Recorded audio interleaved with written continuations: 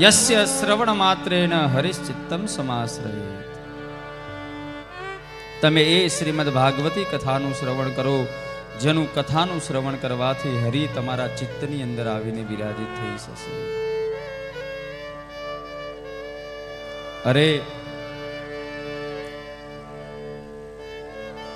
ન ગંગા ન ગયા કાશી, ન પુષ્કરમ ન પ્રયાગકમ. ક્યાંય જવાની જરૂર નથી. શ્રીમદ ભાગવતનો આશ્રય કરશો, તત્ફલ તમને પ્રાપ્ત થશે. કહે છે, હે જીવ, તારે જો પરાગતિ જોઈતી હોય તો શ્લોકાર્ધમ શ્લોક પાદંબા નિત્યમ ભાગવતોદ્ભવમ. નિત્ય તું એ ભાગવતનો પાઠ કર. જે તને તારા મુખથી જ જો તું પાઠ કરીશ તો તને પરાગતિની પ્રાપ્ત થશે. તારે કોઈને આશ્રિત નહીં રહેવું પડે કે કોણ મને મુક્ત કરશે. જીવ, તું પોતાની જાતે મુક્ત થઈ જઈશ.